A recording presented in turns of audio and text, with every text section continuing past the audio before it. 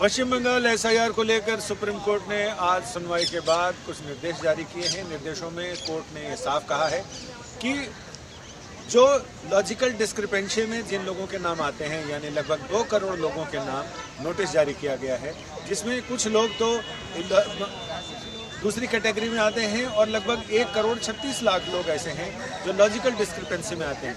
Logical discrepancy मतलब जिनके सन 2002 के मतदाता सूची के नाम के साथ कुछ विसंगतियां हैं, या फिर उनके माता पिता और उनकी उम्र के बीच का अंतर, या दादा दादी के नाम को लेकर अंतर, स्पेलिंग मिस्टेक, उम्र का अंतर, ये तमाम चीज़ें ऐसी हैं जिसको लॉजिकल डिस्क्रिपेंसी में रखा गया है। इसमें 1 करोड़ 36 लाख से ज़्यादा लोगों को नोटिस जारी किए हैं। कोर्ट ने कहा है कि जिस दिन ये सारी आपत्तियां और दावे जमा करने की तिथि खत्म हो जाएगी, उसके 10 दिन बाद तक लोग जाकर अपने अपने ग्राम पंचायतों में या जो नज़दीकी उनका इलेक्टोरल ऑफिस होगा उसमें वो जमा करा सकते हैं।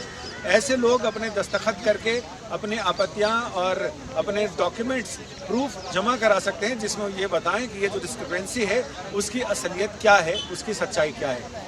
जो लोग पढ़े लिखे नहीं हैं वो अंगूठा लगा सकते हैं, जो लोग पढ़े लिखे हैं वो हिंदी, अंग्रेजी, बांग्ला में अपने दस्तखत कर सकते हैं। और निर्वाचन अधिकारी जिसमें बीएलओ हो, बीएलओ से ऊपर के हों, उन सारे लोगों को वो दस्तावेज जमा कर सकते हैं। और साथ ही कोर्ट ने ये भी कहा है कि जब दस्तावेज जमा किए जाएँ तो उसकी पावती की रसीद भी मतदाता को दी जाए।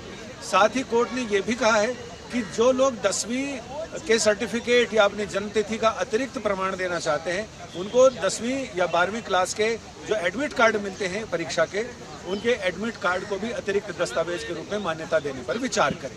साथ ही कोर्ट ने इसमें चीफ जस्टिस सूर्यकांत और जस्टिस जयमाल्या बागची की पीठ के समक्ष इस मामले की सुनवाई हुई।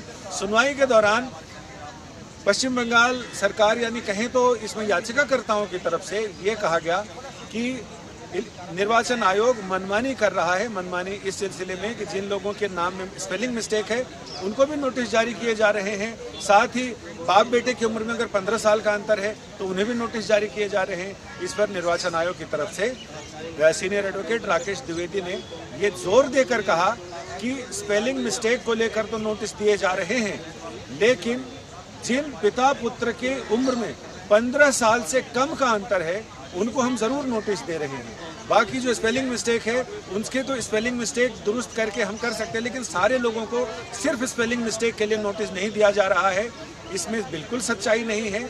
और जिन लोगों के 7 लोगों के अगर मान लीजिए 100 से ज़्यादा बच्चे हैं, एक आदमी की 4 शादियां हुई और उसके 100 से ज़्यादा बच्चे दिखाए जा रहे हैं, तो जाहिर है कि हमें उन्हें बुलाकर और ये सत्यापित करना पड़ेगा, ये जांच करनी पड़ेगी, पड़ताल करनी पड़ेगी, ये सुनिश्चित करना पड़ेगा कि ये जानकारी सही है या नहीं है। और जहां पिता और पुत्र की आयु में 15 साल के कम का अंतर है, तो आखिर 15 साल से कम की उम्र में वो मतदाता कैसे बन गए, उनका नाम मतदाता सूची में कैसे आ गया। तो ये तमाम चीज़ें ऐसी हैं जिसके लिए सत्यापन के लिए उन्हें बुलाने की ज़रूरत है। तो सुप्रीम कोर्ट ने अब से अपने दिशा निर्देशों के साथ ही 2 हफ्ते बाद इस मामले की सुनवाई की तारीख तय की है।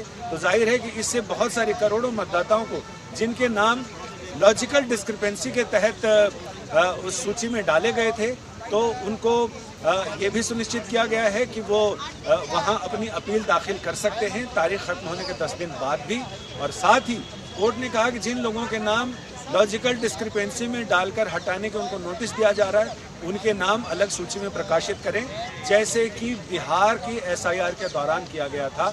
तो यहाँ भी लोगों को ये पता चलना चाहिए कि उनके नाम अगर इस सूची में नहीं है जो मसौदा सूची है, तो कम से कम वैसी सूची में जिनको नोटिस गया है उसमें वो कारण के साथ अपने नाम देख सकते हैं और उसी हिसाब से उसका निराकरण कर सकते हैं।